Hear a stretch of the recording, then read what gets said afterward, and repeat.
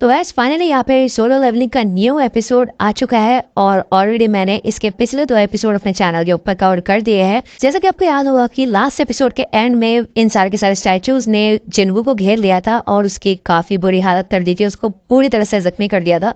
और एंड में मरने से पहले जिन्वू ने यही कहा था कि काश उसको एक मौका और मिल जाता, तो जिसके बाद उसके आगे कुछ डिस्प्ले टाइप दिखाया गया था हमें, और उस ऑफर को एक्सेप्ट करने के बाद एक विंडो खुली थी जिसमें लिखा था कि कांग्रेचुलेशन, अब तुम एक प्लेयर बन चुके हो। और इसके बाद यहाँ पे हमें दिखाई जाता है कि जिन्वू को होश आता है और वो एक हॉस्पिटल के बेड में होता है। उसका हाथ और पैर जो कट चुके थे वो बिल्कुल सही सलामत होते हैं और इससे पहले कि वो कुछ समझ पाए तभी यहाँ पे हंटर एसोसिएशन के सर्वेलेंस टीम के 2 बंदे आते हैं, जिनमें से एक का नाम वू जिनचोल होता है, ठीक है, वो अपने आप को इंट्रोड्यूस करता है, और दूसरे का नाम कैंग होता है। और जिन्वू पूछता है कि आप लोगों को मुझसे क्या काम है। तो जिनचोल इधर जिन्वू को बताता है कि तुम 3 दिन से बेहोशी की हालत में थे। यहाँ पे जिन्वू मिस्टर सॉन्ग और जूही के बारे में पूछता है और वो दोनों ही सही सलामत होते हैं, लेकिन मिस्टर सॉन्ग ने अपना एक हाथ खो दिया है, जिस वजह से अब वो एक हंटर नहीं बन सकते और वो रिटायर हो चुके हैं। वही दूसरी ओर अगर हम बात करें ली जूही की, तो वो ट्रॉमाटाइज हो चुके हैं बुरी तरह से और अभी उनकी थेरेपी चल रही है। उनकी कंडीशन को देख के ऐसा लगता है कि अब वो फिर से हंटर नहीं बन पाएंगी। जिनचुल बताता है कि सिर्फ 6 लोग बचे उस डबल डंजन से जिससे तुम्हारा सामना हुआ था। एक हंटर की जॉब सच में काफी ज्यादा खतरनाक होती है, लेकिन फिर भी जब व्हाइट कैलिब्रेट वहां पे पहुंचे तो उन्हें उधर कोई भी डंजन नहीं मिला सिवाय तुम्हारे। रिपोर्ट्स के हिसाब से जो भी स्टैचूज की बात की गई थी, जो डेड बॉडीज की बात हुई थी, वैसा हमें वहाँ पे कुछ भी देखने को नहीं मिला। अगर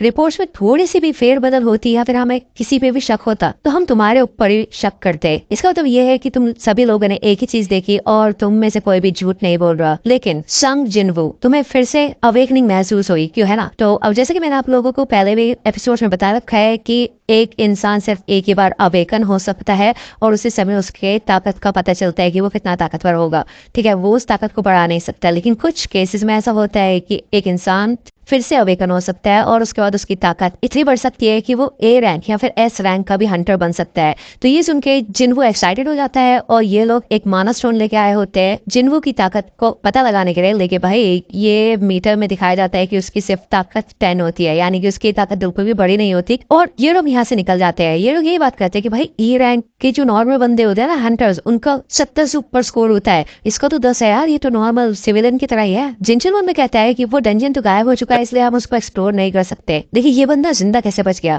भाई दूसरी ओर जिन्वू देखता है कि उसके सामने एक डिस्प्ले होता है, फिर से एक विंडो टाइप खुली होती है, उसमें लिखा होता है कुछ मैसेजेस अनसीन है, ठीक है, उनको उसे पढ़ना है वो, लेकिन इसको टच नहीं कर पाता। उसको याद आता है कि ऐसा डिस्प्ले उसने पहले भी देख रखा है। इससे पहले कि वो कुछ कर पाए तभी उसकी सिस्टर जीना यहाँ पे आ जाती है और वो उसको काफी डांटती है कि वो अपना ध्यान नहीं रखता और वो हमेशा मुसीबत में फंस जाता है और लोगों की इतनी वाटें लगती जितनी उसके लग जाती है। तो जीना यही कहती है कि अगर तुम सुधरोगे नहीं तो मैं स्कूल वगैरह छोड़ के खुद जॉब पे जाऊंगी, जिससे तुम्हें इस खतरनाक काम पे ना जाना पड़े, ठीक है ना, समझ गए ना? तो जिन्नू कहते हैं कि हे ठीक है मैं समझ गया, लेकिन तुम्हें ये चीज दिखाई दे रही है? तो जिना कहती क्या? तो ऐसा लगता है कि ये डिस्प्ले सिर्फ और सिर्फ जिन्नू को दिखाई दे रहा है और वो जिना से कुछ गेम्स के बारे में पूछता है, साथ ही साथ ये भी पूछता है कि मैसेजेस को ओपन कैसे करते हैं। तो यहाँ पे उस नोटिफिकेशन में लिखा होता है कि तुम एक प्लेयर बन चुके हो और डेली क्वेस्ट में आज तुम्हारा जो मिशन है वो है स्ट्रेंथ ट्रेनिंग, ठीक है। तो जिना समझ जाते हैं कि भाई जिन्वू ठीक ठाक है और अब उसे यहाँ से निकलना होगा। वो यहाँ से चली जाती है। जिन्वू के सामने यहाँ पे काफी सारी विंडोज खुल जाती है जिनमें लिखा होता है कि ये सिस्टम एक प्लेयर की डेवलपमेंट के लिए बनाया गया है। अगर तुम किसी मिशन को पूरा नहीं कर पाओगे तो तुम्हें पेनल्टी मिलेगी। इसके अलावा तुम्हें रिवॉर्ड्स भी मिल गए हैं। यहाँ पे कुछ गोल्स होते हैं जैसे कि 100 पुशअप, 100 सिटअप, 100 स्क्वाट्स और 10 किलोमीटर की रन। साइड में याद आ गई। एनीवे अगर जिन्वू ऐसा नहीं करता तो उसको पेनल्टी भी देनी पड़ सकती है और यहाँ पे एक टाइमर भी चल रहा होता है।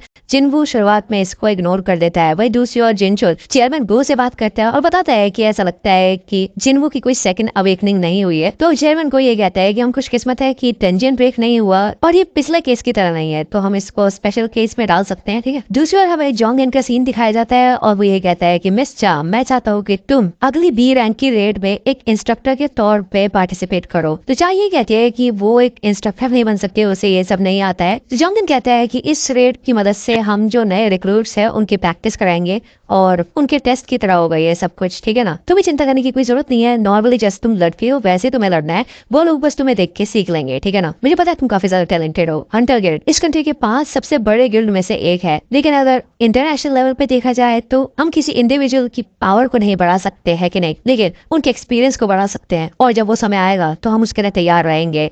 तो ये समय क्या है, इससे पहले कि हम सोच पाए तभी यहाँ पे एक और नया गेट खुल जाता है, और वो भी सड़क के बीचों बीच। वही दूसरी ओर जिन्वू की जो टाइमलाइन होती है वो खत्म हो चुकी होती है, यानी कि उसका जो समय होता है स्ट्रेंथ ट्रेनिंग के टास्क को कंप्लीट करने का वो खत्म हो जाता है।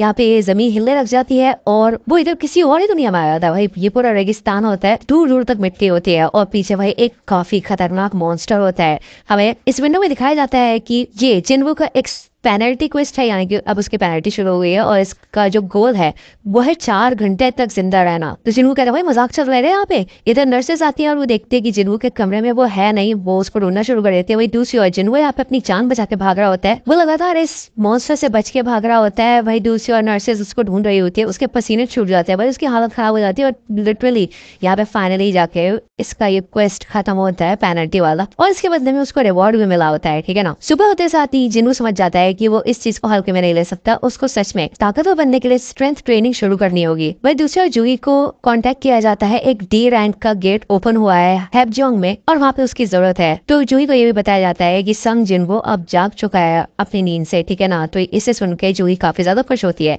वो फ्लावर्स लेके हॉस्पिटल पहुंचती है जिन्वू से मिलने के लिए, लेकिन यहाँ पे कुछ नर्सेस देख रही होती है कि जिन्वू पूरी तरह से भाई लगा हुआ होता है प्रैक्टिस करने में, अपने आप को स्ट्रांग बनाने में, और वो भागने में लगा हुआ होता है। ठीक है। 4 दिन हो गए उसको डिस्चार्ज हुए और वो अपनी पूरी ताकत लगा रहा होता है इधर। उसे एक चीज ये समझ आ चुकी होती है कि ये विंडोज एकदम असली है और उसके खुद के स्टैट्स को दिखाती है। उसको 3 अलग अलग टाइप के रिवॉर्ड्स मिलते हैं। पहला है फुल रिकवरी, जिसको बोलते साथ ही वो पूरी तरह से एकदम ठीक हो जाता है, उसकी सारी थकान उतर जाती है। ठीक है। एक तरीके से फिर से रिचार्ज हो जाता है। दूसरी चीज है एबिलिटी पॉइंट्स। इन पॉइंट्स को वो अपने हिसाब से बांट सकता है और वो ज्यादातर पॉइंट्स स्ट्रेंथ पे लगा रहा है, जिससे कि वो और ज्यादा ताकतवर बन पाए। इसके अलावा एंड में उसे एक रैंडम रिवॉर्ड बॉक्स मिलता है। अक्सर उसे नॉर्मल बैंडेजेस वगैरह ही मिल रही थी, लेकिन आज उसको एक चाबी मिलती है। इस चाबी की मदद से वो एक इंस्टेंट गंजिन में जा सकता है, टेलीपोर्ट कर सकता है, जो कि हैपजियोंग सबवे स्टेशन के एग्जिट नंबर 3 पे है। ठीक है ना। तो ये सब भी उसके प्रैक्टिस के लिए है, जिससे कि वो और भी ज्यादा ताकतवर बन सके। यहाँ पे न्यूज में बताया जाता है कि नए डी रैंक के गेट्स ओपन हुए हैं इन लोकेशंस के ऊपर, और एक सी रैंक का गेट भी ओपन हुआ है अपर ईस्ट एरिया में। यहाँ पे जिन्वू अपनी मॉम से मिलने आता है और हमें एक फ्लैशबैक दिखाया जाता है जब जिन्वू की मॉम उठ नहीं रही होती है और जिन्वू और जिना दोनों के दोनों काफी ज्यादा परेशान हो जाते हैं और उनको हॉस्पिटल लेके आते हैं।